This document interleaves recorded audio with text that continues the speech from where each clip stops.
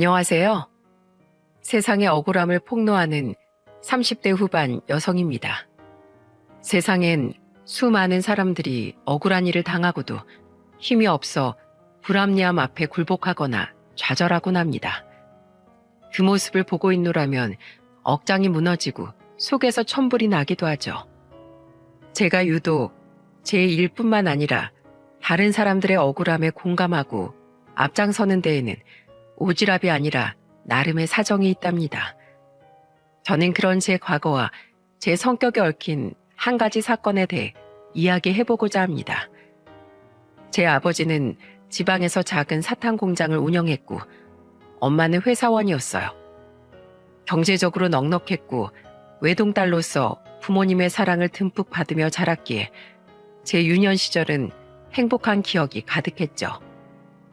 하지만 제가 12살 때 아버지의 사탕 공장이 망하면서 우리 가족의 불행은 소란스럽게 시작됐습니다. 김 사장 어디 있어? 내 돈 내놔! 아버지의 공장이 망한 후 하루가 멀다 하고 빚쟁이들이 집으로 찾아왔어요. 아버지의 형제들은 우리가 잘 살 땐 그렇게 친한 척을 하더니 아버지가 망하자마자 우리와의 인연을 제일 먼저 끊어버리더군요. 다행히 공장과 집을 처분하고 전 재산을 더해 빚쟁이들의 빚은 갚을 수 있었지만 이후 아버지 모든 의욕을 잃고 술을 마시며 집에서 치과하기 시작했습니다. 엄마는 그 모습을 보고 남몰래 눈물을 훔치셨지만 제 앞에선 씩씩한 모습을 보이려 항상 노력하셨어요.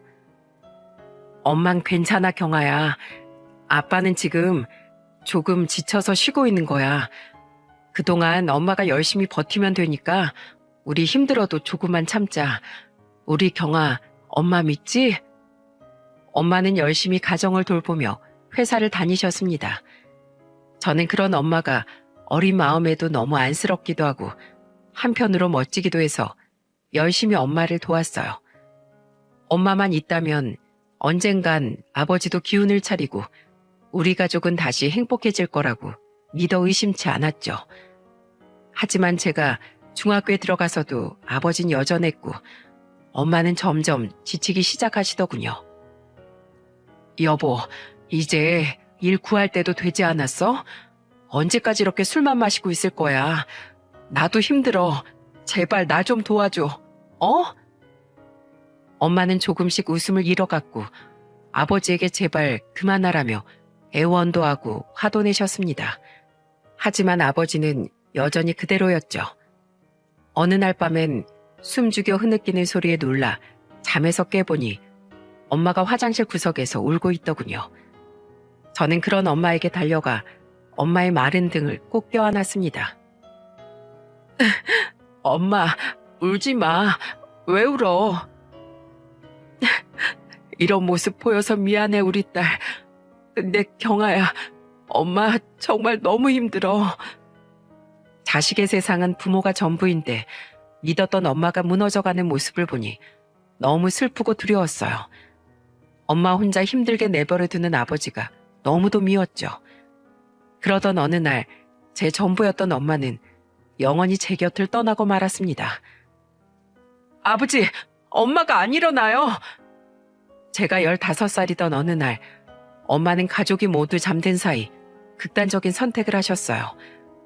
놀란 아버지가 구급차를 불러 엄마를 병원으로 옮겼지만 엄마는 이미 이 세상뿐이 아니셨죠.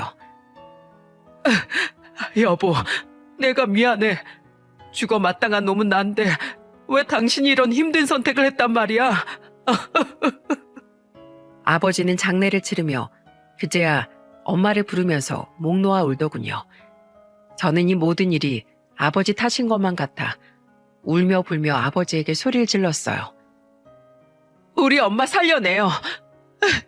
이제 와서 아버지가 울 자격이나 있어요? 난 아버지란 존재 필요 없으니까 당장 아버지 대신 엄마를 내 앞에 데려다 놓으라고요. 그러지 마라 경아야. 그러다 네 마음이 더 다친다.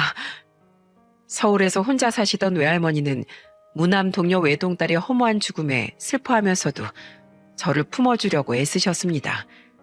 장례가 끝난 후 엄마의 유품을 정리하던 우리는 그제야 엄마의 유서를 발견했어요. 그리고 그 유서의 내용은 참혹하기 이를 데가 없더군요.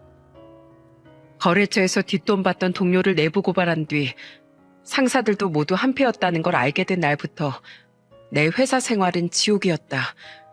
성과도 인정되지 않는 일들만 내 앞엔 쌓여갔고 회사 사람들은 날 투명인간 취급했다. 난 학창시절에도 당해보지 않았던 집단의 괴롭힘을 당하고 있다. 화장실에서 물도 뒤집어 써보고 억울한 일로 중징계도 받았다. 마음 같아선 출근길에 차에 뛰어들어 회사에 가고 싶지 않았다. 하지만 내가 일하지 않으면 가족이 모두 굶어 죽기 때문에 난 일조차 그만둘 수가 없었다. 회사 사람들은 뒤에서 매일같이 날 쓸모없는 암적인 존재라고 수군댄다. 난 정말 세상에 불필요한 인간일까? 유일하게 튀어나온 못이 되어 회사에도 피해만 끼치는 해악적인 사람일까? 그렇다면 차라리 이 한 목숨 끊어 식구들에게 입을 하나 덜어주는 일이 나의 유일한 쓸모일지도 모른다. 나를 세상 전부라고 말해주셨던 돌아가신 아버지가 보고 싶다. 이렇게 무책임하게 도망친 날 우리 경아가 평생 용서하지 않길 바란다. 일기 형식의 유서엔 그동안의 엄마의 괴로움이 덤덤히 적혀 있었습니다. 엄마는 직장 내 괴롭힘과 엄청난 가스라이팅을 당하다 억울하게 스스로 목숨을 끊어버리셨던 거예요. 그런데도 엄마의 회사 놈들은 아무 일 없었다는 듯 뻔뻔하게 엄마의 장례식장까지 찾아와 조문을 하고 간 겁니다. 이 개자식들, 내가 그놈들 싹 다 가만 안 놔둘 거야. 이거 증거로 뇌물수수로 싹 다 신고해버릴 거라고. 아버지는 오열하며 엄마의 회사로 쳐들어가셨습니다. 그런데 엄마의 회사에 찾아갔던 아버지는 씩씩거리며 나갔을 때와 달리 아주 조용한 모습으로 돌아오더군요. 아버지의 손에는 종이가 한 장 들려 있었는데 그건 바로 더 이상 이 일을 문제 삼지 않겠다는 각서였어요. 조건으로 거액의 돈을 받고 말이죠. 아버지는 증거인 엄마의 유서까지 그놈들의 손에 넘겼다고 말하더라고요. 그 돈을 받았단 말인가? 자네 지금 제정신이야? 내 딸의 억울한 죽음을 그깟 돈 앞에서 모른 척 하겠다고? 아버지 미쳤어요? 아버지가 어떻게 엄마한테 그럴 수 있어요? 억울하게 죽은 엄마 원한을 어떻게 해서든 아버지가 풀어줬어야죠. 그게 아버지가 엄마한테 속죄할 수 있는 유일한 길 아니에요? 아버지가 못하면 뇌물수수 고발 내가 할 거예요. 그놈들이 등신이냐? 내가 간 뒤로 이미 증거들 싹 다 처리했겠지. 그리고 장모님, 복수가 돈 벌어다 줍니까? 이건 애엄마가 우릴 위해서 남겨준 유산이나 다름없다고요. 애엄마 목숨값 덕에 저랑 경아가 밥 먹고 살 수 있게 된 겁니다. 그런 돈에 빌어먹고 살 목숨이면 그냥 죽어버려. 아버진 인간도 아니야. 당신은 더 이상 내 아버지가 아니라고.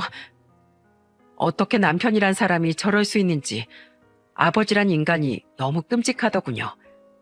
저런 인간도 남편이라고 끝까지 책임지려 한 엄마가 불쌍해서 참을 수가 없었어요. 할미랑 가자 경아야. 난 저런 놈한테 내 딸의 유일한 핏줄인 널 도저히 못 맡긴다. 아버지에게 크게 분노한 건 외할머니도 마찬가지였습니다.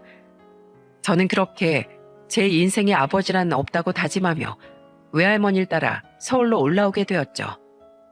나중에 알고 보니 외할머니는 억울한 마음에 저 몰래 그놈들 회사로 찾아가 1인 시위를 했던 모양이에요. 하지만 배움이 짧고 법에 무지했던 외할머니는 법망을 피해가지 못했고 명예훼손과 업무방해죄로 고소를 당해 벌금만 물어야 했죠. 억울하게 죽은 건 내 딸인데 왜 대가를 치르는 놈이 없니? 경아야, 넌 무식한 이 할미처럼 되면 안 된다. 배워야 너도 네 사람도 지킬 수 있는 힘을 얻을 수 있는 거야. 엄마의 억울한 죽음과 돈도 배움도 없는 사람은 항상 약자일 거라던 외할머니의 말.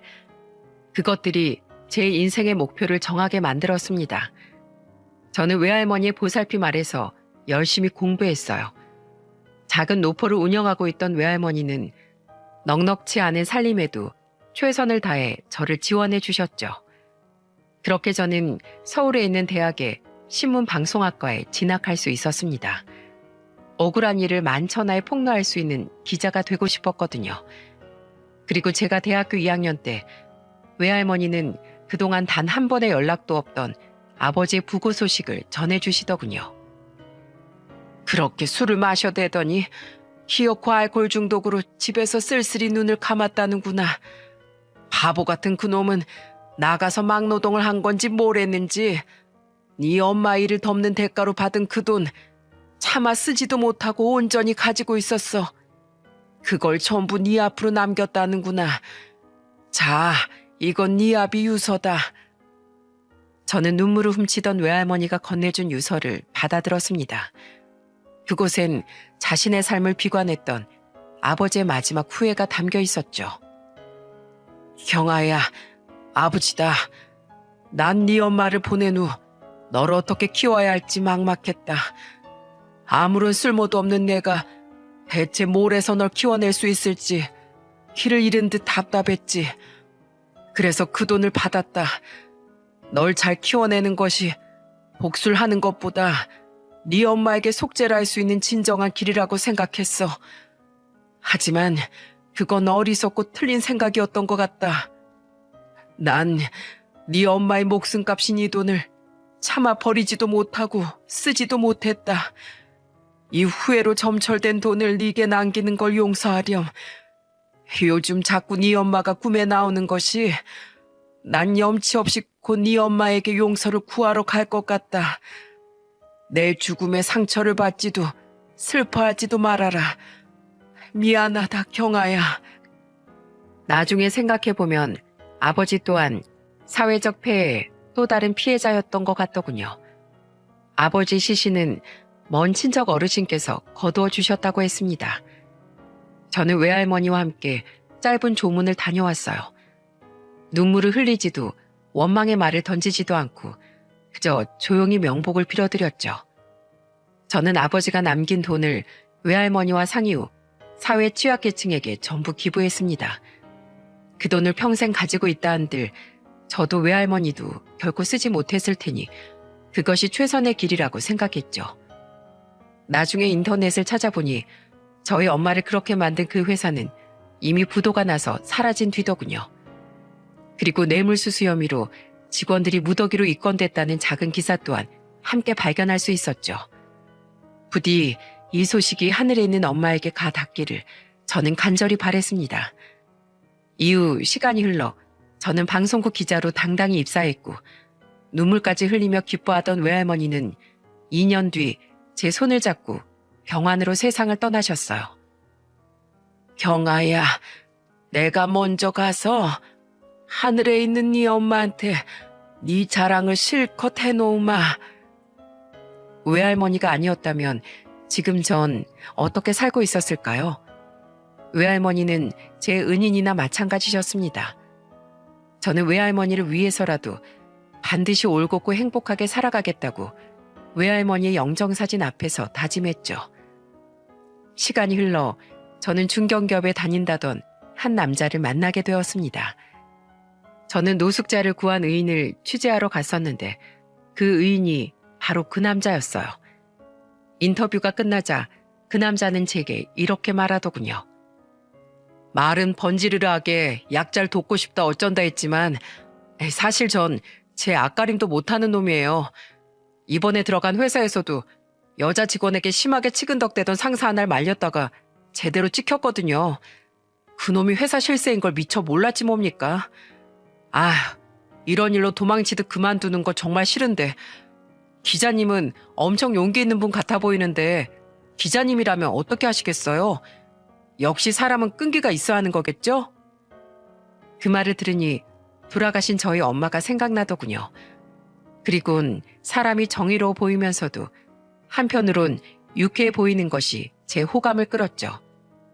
그 만남을 계기로 우린 인연을 맺게 됐고 2년의 연애 후 제 나이 31살에 우린 결혼을 하게 되었습니다. 우리 집에 언론인이 들어오다니 참 명예로운 일이구나. 그러니까요. 난 모임에 나가면 우리 며느리 자랑부터 한다니까요. 오케이. 대현이 제 회식하고 고주망태 돼서 집에 들어오면 그것도 전부 방송에 기사로 내버려. 아주 개망신을 당해야 2번 다시 못 그러지. 넌 대현이 뭐라 할 게 못 되지. 너 저번에 회식할 때 데리러 온 박서방한테 대리기사님이라고 불렀다며? 난 항상 박서방한테 고마워. 너 안 버리고 잘 살아줘서 말이야. 재수씨, 부족하지만 우리 막내 동생 잘 부탁합니다. 남편이 누굴 닮아 시원시원한가 했더니 시댁 식구들 모두 굉장히 선하고 유쾌한 사람들이더군요. 마지인 시숙은 외국계 회사를 다니고 있었고 둘째인 신우이는 대학병원 간호사였는데 모두 각자의 자리에서 최선을 다하는 성실한 직장인들이기도 했습니다. 그리고 자식들을 모두 훌륭하게 키워낸 시부모님 또한 제 가정사를 제 흠으로 생각지 않고 사랑으로 품어주는 따뜻한 분들이셨죠. 저는 결혼 후 2년 뒤 아들을 낳았고 그로부터 1년 뒤 남편은 작은 제약회사로 이직을 했어요. 지금 옮긴 회사가 전 회사에 비해 작긴 해도 나름 안정적이고 대표님도 좋은 사람 같더라. 비록 제약 쪽은 처음이라 업무는 빨리 배워야겠지만 나 정말 너무 좋아. 남편은 무엇보다 사내 정치와 비리가 판치던 전 회사를 나온 것에 굉장히 신나했습니다. 남편은 다행히 이직한 회사 생활에 만족하는 것 같았어요. 무엇보다 임원진들의 마음가짐이 좋다며 좋아했는데 이직한 지 1년 뒤 남편은 그 임원 중 한 명의 결혼식에 다녀왔더군요. 회사 상무님 결혼식이었다고 했지? 근데 나이가 엄청 젊은 분이야? 재혼하신 거야. 2년 전에 사별하셨는데 자식들 때문에 상무님 어머님이 재혼해야 한다고 엄청 닥달하셨나 봐. 그래서 그 어머님 주선으로 재혼하신 건데 재혼하시는 분이 자기는 초혼이라고 꼭 결혼식을 올려야 한다고 고집했대. 와, 근데 이번에 가서 보니까 호텔 예식에 번쩍거리는 드레스에 그분 취향이 엄청 화려한가 봐. 우리 상무님은 엄청 검소하신 분인데. 화려한 취향의 상무님의 재혼녀. 남편에게 그 이야기를 들을 때까지만 해도 저는 몇 년 뒤 제가 그 사모님과 직접 엮일 거라곤 상상도 못했습니다. 남편의 회사는 그 뒤로 급성장을 하기 시작했어요. 바로 마스크 시국을 계기로 많은 의료계통 회사가 성장할 때 남편의 회사도 그 급물살을 탔던 거죠. 성장을 하며 남편의 회사엔 인력 충원이 절실해졌는데 이직을 한 지 4년 뒤 남편은 제게 이런 말을 하더라고요. 여보, 나 이번에 승진 밀렸다. 뭐? 왜? 이번 승진은 따놓은 당상이라며. 이번에 꼭 영입 안 하면 놓칠 인재가 있었나 봐. 근데 그 사람 데려오려면 그 사람한테 먼저 자리를 내줘야 할 것 같다고 위에서 그러대. 대신 연봉은 섭섭지 않게 올려준다고 이해 좀 해달라길래 알았다고 했어. 그래. 에이, 뭐 당신만 괜찮으면 됐지. 근데 요새 회사가 커져서 그런가?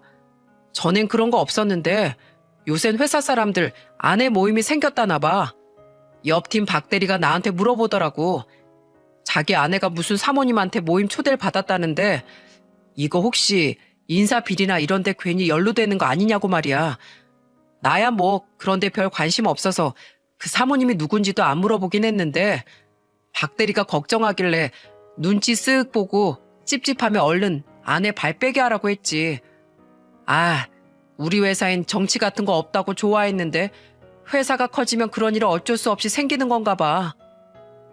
씁쓸하지만 사내 정치라는 게 누군가에겐 생존 전략일 테니 그저 자기한테 피곤한 일만 생기지 않았으면 좋겠다며 남편은 어깨를 으쓱이더군요. 그런데 엉뚱하게도 그 피곤한 일이라는 것이 남편이 아닌 제게 찾아와 문을 두드렸습니다. 남편이 그 말을 한 해에 남편의 회사에선 첫 부부 동반 송년회가 열렸어요. 그 전에도 작은 부부 동반 모임이 몇 번 있긴 했는데 저는 그때마다 바빠서 가지 않았기에 정식으로 참여하는 첫 모임이었어요. 송년회는 돌잔치나 환갑 연회 등을 진행하는 뷔페에 작은 룸에서 진행됐습니다. 사람이 많아봐야 얼마나 많겠나 싶었는데 그 사이 정말로 회사가 많이 컸는지 송년회에 참석한 직원과 배우자들 수가 꽤나 많더라고요. 우와, 당신 회사 진짜 성장하긴 했나 보다. 당신 여기서 임원까지 올라가면 연봉도 장난 아니겠는데? 임원? 그거 누가 시켜주는데? 나는 일개 직원으로도 충분히 만족하고 있습니다, 사모님. 임원 사모님을 만들어드리지 못해서 죄송합니다. 그거 참 아까운 일이네요, 일개 직원씨. 저와 남편은 서로 농담을 던져가며 룸으로 들어갔습니다. 하지만 그것도 잠시뿐이었고 이후 저는 남편의 회사 후배, 동료, 상사분들께 인사를 하느라 눈코 뜰 새 없이 바빠지기 시작했죠. 여보, 이분이 우리 회사 박철종 상무님이셔. 상무님, 제 안사람입니다. 안녕하세요. 김경아입니다. 아이고, 반가워요. 우리 김대리 안사람이시구먼. 우리 김대리 회사 성장하기 전에 들어와서 인원도 적을 때 고생 많이 했습니다. 참 성실한 사람인데 이번에 진급을 못 시켜줘서 미안할 따름이죠. 아유, 아닙니다, 상무님. 항상 저 잘 챙겨주셔서 감사하고 있습니다. 아무리 사회생활을 귀찮아하는 남편이라도 막상 회사 상사들에겐 깍듯하고 싹싹하더군요. 저는 인사를 하러 상무의 사모님께 몸을 돌렸는데 순간 깜짝 놀랐습니다. 요상한 망사머리 장식에 드레스에 가까운 원피스에 진한 화장에 다이아와 진주, 금으로 장식된 액세서리들까지 너무 화려해서 어디에 눈을 둬야 될지 모르겠더라고요. 게다가 제 남편의 직급을 듣고는 제 인사에도 저를 위아래로 훑어보며 네 하고 한마디로만 대답하는데 툭 까놓고 말해서 참 재수없는 타입인 것 같다고 생각했습니다. 상무님은 옷차림도 검소하고 성격도 좋아 보이셨는데 말이죠. 저분들이 3년 전 재혼했다던 상무님하고 그 사모님 맞지? 맞아. 나도 결혼식 이후 얼굴 뵙는 건 처음인데 정말 엄청나시네. 어찌나 화려했는지 사모님은 그 자리에 있던 여자들 중 단연코 1등으로 튀었습니다. 무려 대표님의 사모님보다 말이죠. 한바탕 다들 인사를 나눈 뒤 사람들은 모두 자리를 잡고 앉아 식사와 술을 즐기기 시작했어요. 그런데 식사가 시작된 지 얼마 안 되었을 때 대표님과 전무라는 분은 갑자기 급한 회사 일이 생겼다며 사모님들과 같이 먼저 자리에서 일어나시더군요. 그러더니 네 분이 간 지 얼마 되지 않아 저희 테이블에 있던 상무님과 저희 남편을 비롯한 남자들도 잠시 일 이야기로 자리를 비웠죠. 저희 테이블엔 여자 직원이 없었거든요. 아마 회사에 생긴 일이라는 게 저희 남편이 속한 부서에 생긴 일인 것 같았어요. 여자들만 남은 우리 테이블엔 잠시 어색함이 감돌았습니다. 그 정막을 깬 사람은 다름 아닌 상무님의 사모님이었죠. 영아 씨, 나 접시가 비었는데 가서 초밥 좀 더 가져와 봐. 아, 네, 사모님. 황당하게도 그 사모님은 제 옆에 앉아있던 다른 직원의 아내분에게 음식 심부름을 시키더라고요. 테이블에 있던 몇 명은 저처럼 황당한 표정이었고 2명은 잔뜩 긴장한 얼굴이더군요. 저는 이게 뭐하는 짓인가 싶어 사모님을 쳐다봤는데 마침 그 사모님도 제게 용건이 있는지 제게 말을 걸기 시작했어요. 그런데 그 용건이라는 것이 아주 기가 막히고 코가 막힌 일이었습니다. 거기 이름이 뭐라고 했지? 김경아입니다, 사모님. 아니, 그쪽 이름 말고 내가 그쪽 이름 알아서 뭐해? 남편 이름이 뭐냐고. 남편 직급이 대리랬지? 아, 네. 김대현 대리가 제 남편입니다. 다짜고짜 반말에 무례하기 짝이 없는 말투가 상당히 거슬리더군요. 그래도 전 남편을 생각해서 참았는데 왠지 느낌이 찜찜하더라고요.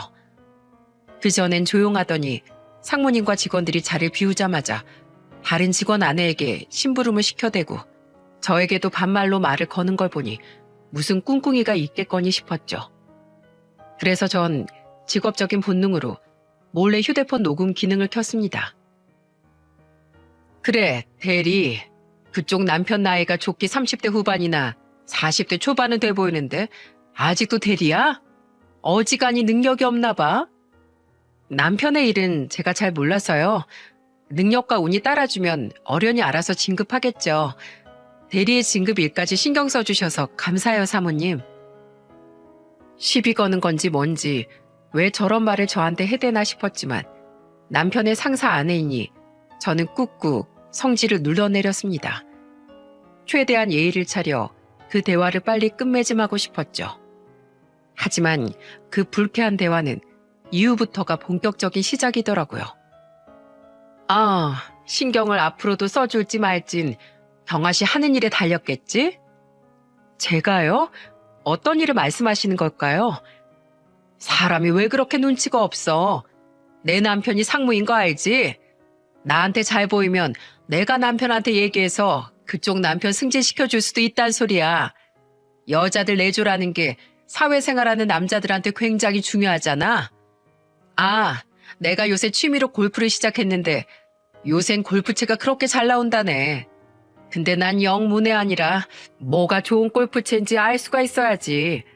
그래서 난 누가 아예 딱딱 골라다 주는 게 참 좋더라. 그제야 상황 파악이 됐습니다. 지금 저 사모님은 저한테 남편의 진급을 위해 자신에게 뇌물을 갖다 바치란 얘기를 하고 있더군요. 어이가 없어서 헛웃음이 나오려는 걸 겨우 참았습니다. 저런 인간들을 세상에서 제일 싫어하는 사람이 저인데 사람을 골라도 한참 잘못 골랐던 거죠. 저는 그 사모님이 뭐라고 하나 드러나 보자 싶어 잠자코 장단을 맞춰줬어요. 골프채요? 그럼 정말로 사모님이 제 남편 승진시켜 주실 건가요? 이제야 말이 좀 통하네. 자, 여기 내 잔에 술 좀 따라봐. 우선 골프채랑 다음 달까지 한 500. 아니지, 한 1,000만 원만 줘봐. 그럼 내가 나중에 김대리 한번 팍팍 밀어줄게. 아유, 이거 너무 거저주는 건가? 내가 오늘 모임 끝날 때까지 다른 것도 뭐 있나 고민해서 내 번호랑 같이 아예 목록으로 적어줄 테니까 준비해서 연락해. 그리고 이런 거 괜히 그쪽 남편이나 내 남편한테 말하면 센스 없는 거 알지? 뒤에서 남 모르게 하는 게 내조야. 내가 윗사람으로서 큰 가르침 주는 거다. 그럼 다른 분들도 저처럼 사모님 도움 받는 분들이 있나요? 왜 없어? 지금 초밥까지로 간 영아 씨도 그렇고 여기 신사원 아내나 장주임 아내 그리고 다른 팀 직원 아내들도 몇 명 있어. 경아 씨도 우리 모임에 들어와. 내가 특별히 불러주는 거야. 내가 모임에서 돌아가면서 밀어주는 거라 그쪽 남편 차례가 좀 늦게 돌아올 수도 있거든.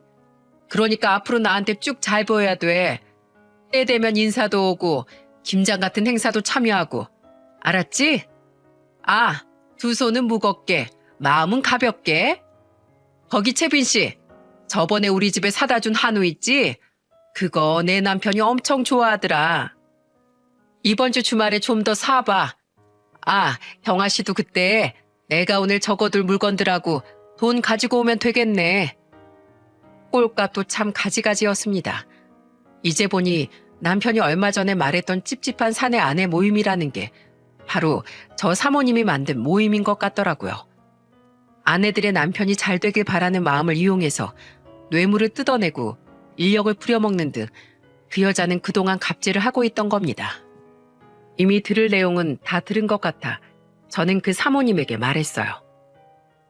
근데 사모님, 지금 저한테 말씀하신 것들 이거 후회 안 하시겠어요? 뭐? 후회? 네, 후회요. 사모님 이거 후회하실 것 같은데. 더 늦기 전에 지금 저한테 사과할 기회 딱 한 번만 드릴게요. 그리고 다른 분들한테 받은 것도 도로 토해낸다고 약속하시면 저 이거 공론화 안 시킬게요. 비웃듯 말하는 제 말에 그 사모님의 얼굴이 불그락 푸르락해지더군요. 그리곤 이성을 잃은 듯 다른 테이블에까지 다 들리도록 까랑까랑한 목소리로 제게 소리를 지르기 시작했죠. 공론화? 야, 너 뭐라도 돼? 제가 아직 회사 임원 아내 파가 얼마나 센 줄 모르네. 나 이 회사 실세 안 사람이야. 내가 뭐 으름장이라도 났어? 지들이 다 자기 남편 승진 좀 시켜달라고 자처해서 선물 가져다 주는 걸 네가 무슨 수로 공론화시킬 건데? 증거 있어? 어? 나 기분 나빠서 안 되겠어. 네 남편이 김대현이라고 했지? 내가 내 남편한테 말해서 네 남편 출세길 다 막아버릴 거야. 이게 다 무슨 소리야? 바로 그때였습니다. 다른 테이블의 이모까지 전부 우리 테이블로 집중됐을 때 마침 일 이야기가 끝났는지 남편과 상무님을 비롯한 남자 직원들이 들어오더군요. 그리고 노발대발하고 있는 자신의 아내를 본 상무님은 잔뜩 화가 난 표정으로 그 여자에게 묻더군요. 내가 지금 마지막 말밖에 못 들었는데 당신이 뭐? 나한테 말해서 누구 출세길을 막는다고? 당신이 뭔데 날 통해서 영향력을 행사하려고 들어?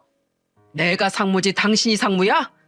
당신 직원 아내들이 당신 찾아와서 남편들 승진 부탁하는 거 내가 오지 못하게 하라고 했더니 아예 나서서 뒤에서 그런 말을 하고 다녔어? 상무님은 자신의 아내가 먼저 직원 아내들을 찾아가 뇌물을 요구했을 거라곤 생각도 못하고 있는 것 같더군요.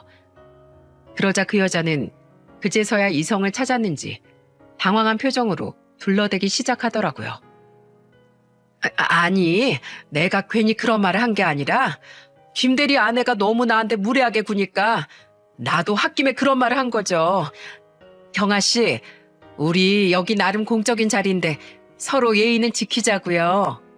뭐야, 당신 상무님 사모님이랑 무슨 일 있었어? 그 여자의 말에 제 남편은 제게 의아한 듯 물었습니다. 저는 그런 남편의 말에 헛웃음을 지으며 상무님에게 이렇게 말한 후 녹음된 대화 내용을 그 자리에서 재생시켰죠.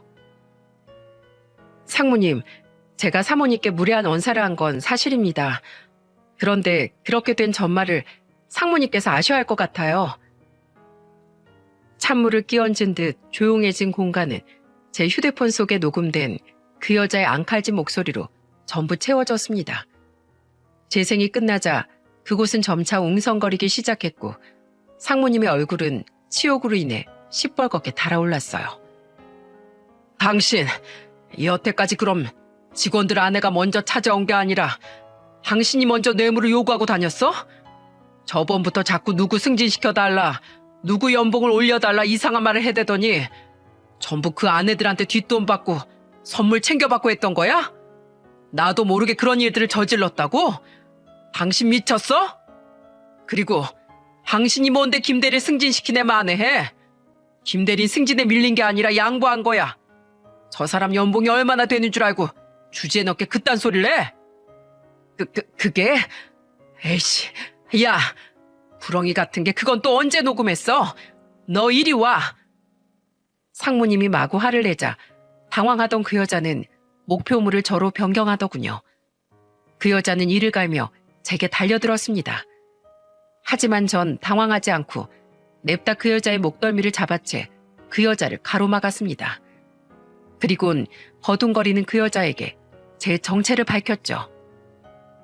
이건 제 소중한 제 자료로 쓸게요. 저 방송국 기자거든요. 뭐? 기자?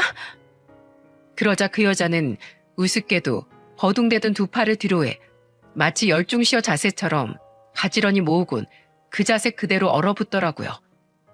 저는 그제야 그 여자의 목덜미를 놓았고 핸드백의 명함 지갑에서 명함을 꺼내 그 여자에게 건넸습니다. 명함을 통해 제 정체를 다시 한번 확인한 그 여자는 겁에 질린 표정으로 저를 바라보더군요. 사모님은 제가 드린 마지막 기회를 차버리신 겁니다. 저 사모님 뇌물 및 금품 수수로 고발할 거예요. 그리고 이거 제가 정식으로 기사 낼까요? 사모님 덕에 이만큼 큰 회사 다시 와르르 무너지게? 저는 세상에서 재력, 권력을 자기 이익을 위해 휘두르고 사람들을 겁박하는 사람이 제일 혐오스러운 사람이에요. 힘과 돈이 있으면 그걸로 다른 사람들의 존엄성을 짓밟아도 된답니까? 그런 권리는 대체 누가 준 거죠?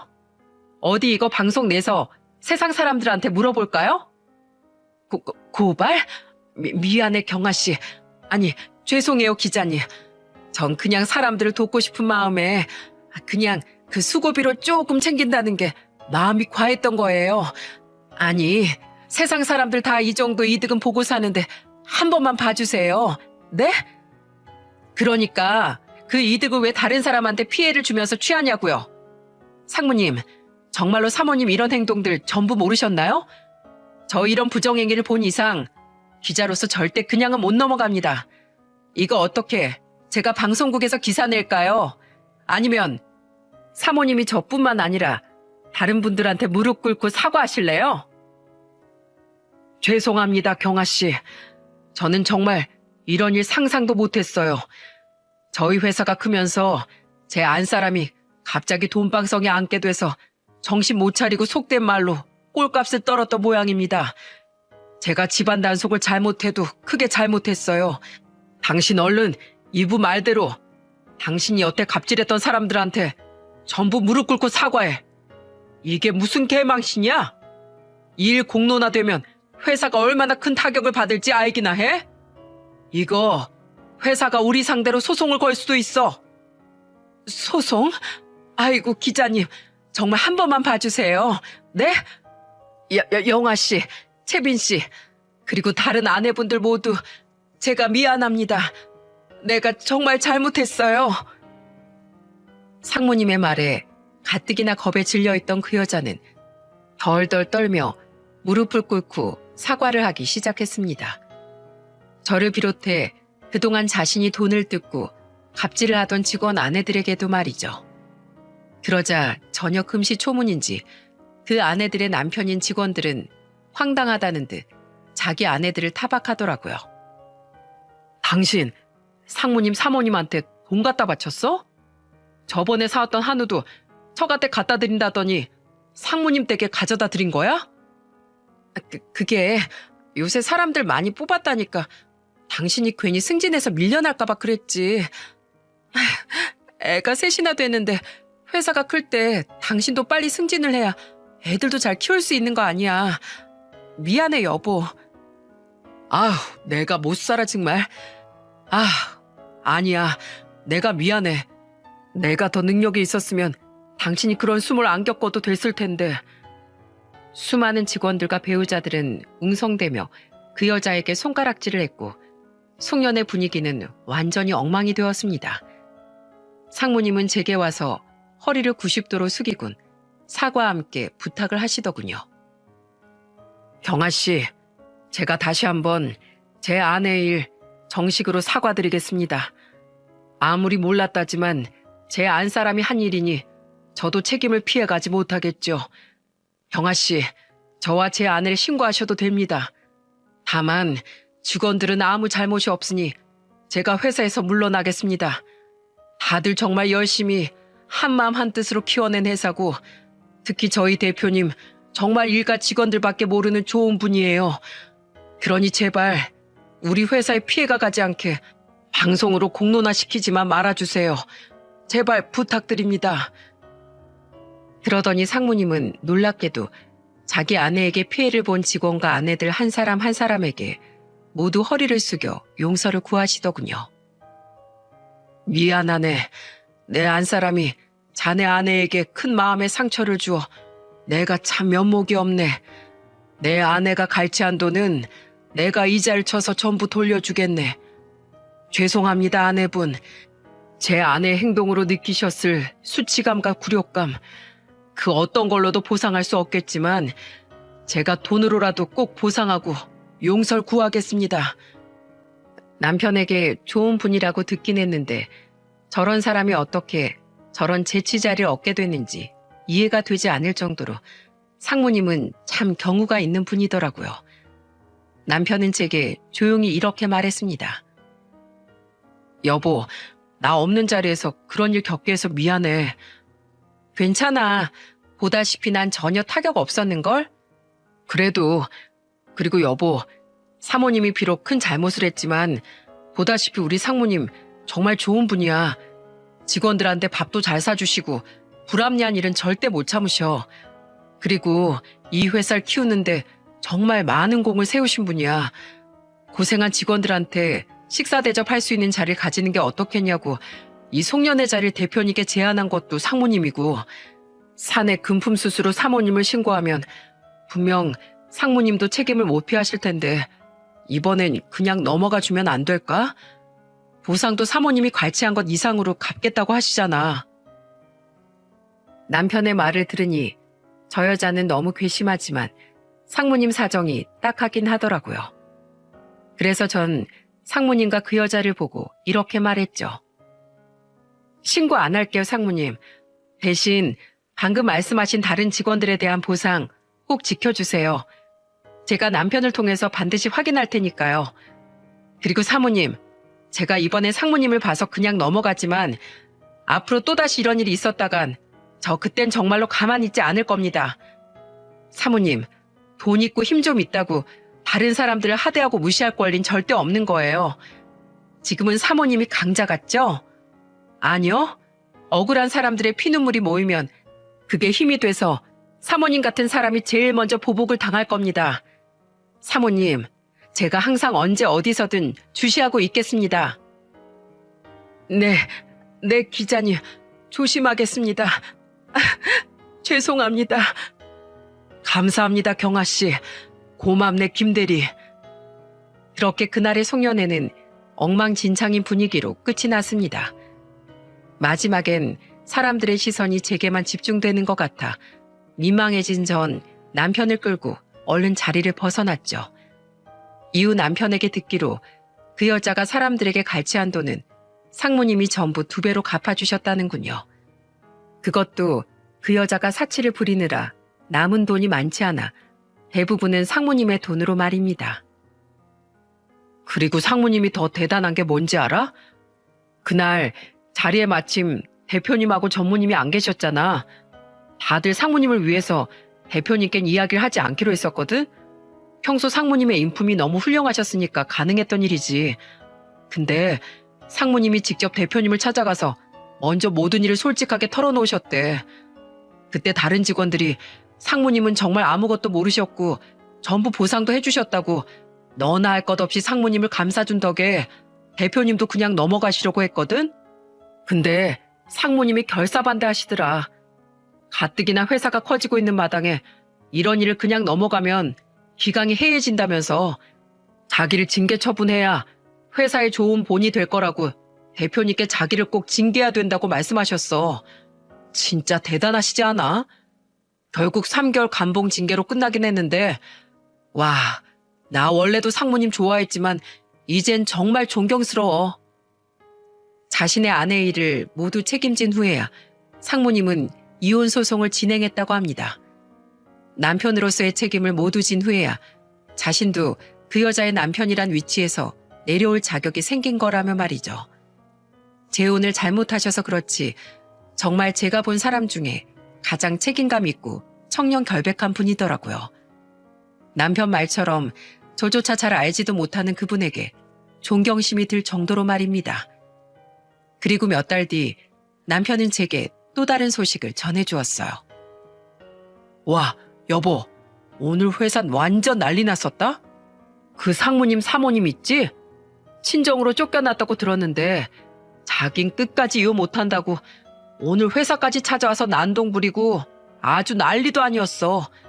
그래서 상무님 방 옆에 있던 우리 팀 직원들이 그 여자 끌어내느라 애 좀 먹었는데 그중에 내가 제일 앞장서서 그 여자 쫓아냈어. 나 잘했지? 경찰에 신고까지 당해서 마지막에 경찰한테 끌려가는데 나 몰래 그 여자한테만 보이게 메롱해줬다? 뭐? 당신 너무 유치한 거 아니야? 그럼 어떡해.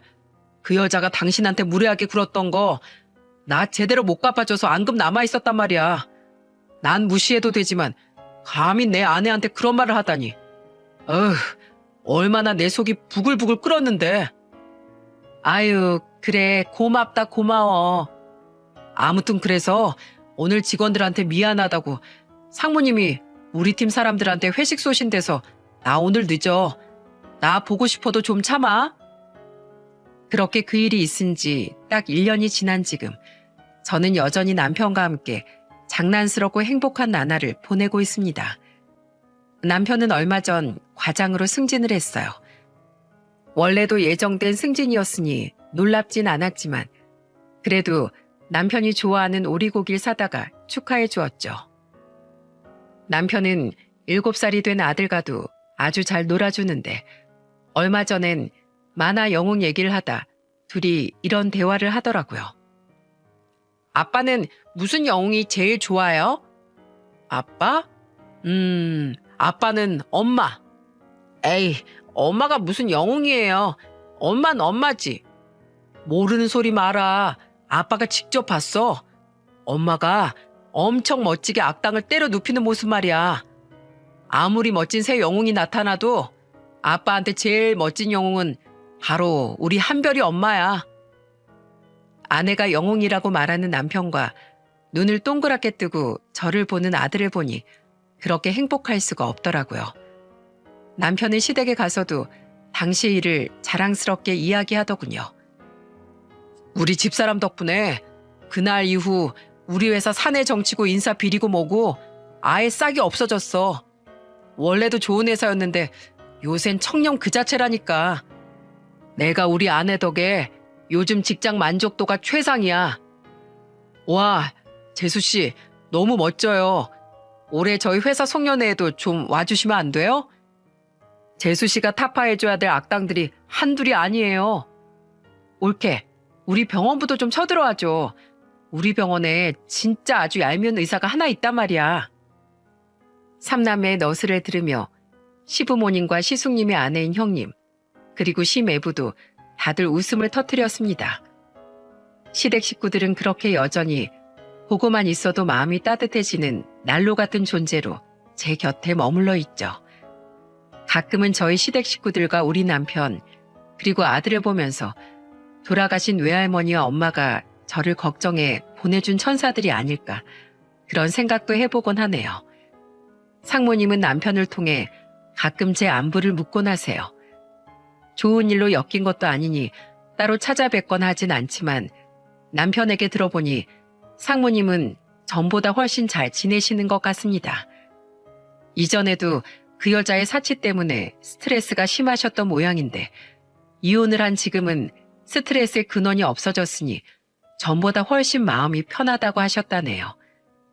여자를 잘못 주선해 주신 상무님의 어머님도 그 일로 한풀 꺾인 덕에 앞으로는 절대로 재혼하지 말고 아이들만 보고 살겠다고요. 그러더니 제 덕에 속 시원히 이혼할 수 있었다고 웃으셨다는데 저는 괜히 제가 뭐라도 된 것 마냥 상무님께 떠들어대던 작년이 떠올라 얼굴이 새빨갛게 달아오르더군요. 여러분, 저는 앞으로도 세상의 억울한 피해자가 모두 사라지는 그날까지 잠시도 쉬지 않고 발로 뛰는 진정한 기자로 살아가겠습니다. 저 말고도 세상엔 정의롭고 참된 기자들이 정말 많습니다. 그러니 여러분, 억울한 일을 당하시면 경찰과 더불어 꼭 기자를 찾아주세요. 저는 많은 분들에게 이 부탁을 하기 위해 이렇게 사연을 보낸 겁니다. 부디 과거의 저희 가족처럼 길을 몰라 억울한 마음을 가지고 오래도록 괴로워하지 마시고 우리는 여러분의 가까운 이웃이자 협력자로 어디서든 함께하고 있으니 꼭 저를 잊지 말아주세요. 그리고 세상의 모든 기자분들에게 응원하는 마음을 보내며 이만 사연을 마치겠습니다. 감사합니다.